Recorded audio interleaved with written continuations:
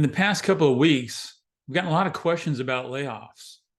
What can we learn from Good to Great about these situations, and how would level 5 leaders handle them? If you'll remember from Good to Great, the comparison companies actually use restructuring and reductions in force as part of getting the wrong people off the bus, while level 5 leaders were rigorous, not ruthless, in performance management to accomplish first two. Now, the situations we're talking about today can happen to even great companies where the demand has dropped off and companies need to adjust their workforce. Level fives would approach these in remarkably different ways than most leaders would today.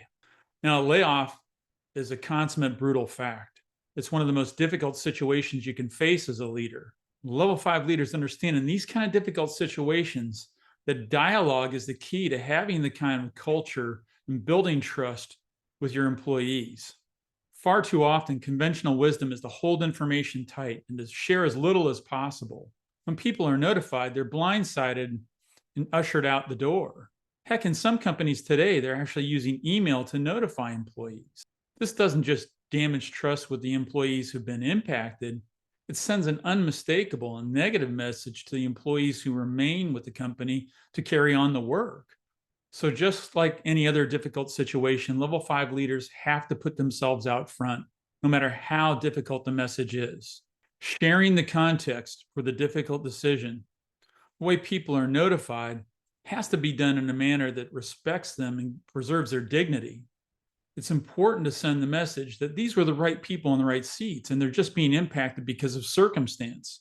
Making an effort to take steps that will allow the people to transition in a difficult time is important to each individual.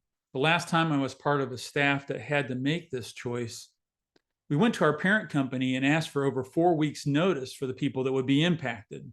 As you can imagine, we were told this is a crazy idea. Can you imagine what people would do if they knew they were going to be let go? But my staff and I had gone to great lengths to build trust deep inside this organization. We felt an obligation to do our best in this difficult time. While we were only granted the opportunity to give people a couple of weeks' notice, we were warned something's going to go wrong and this will never be allowed again. When we communicated this to our employees, they knew it only took one person making a mistake to validate what the parent company thought about our idea. Instead of something going wrong, remarkable things happened. Our employees took the time to transition important information to their colleagues, and they were able to say goodbye in a dignified and respectful way, like a family member parting.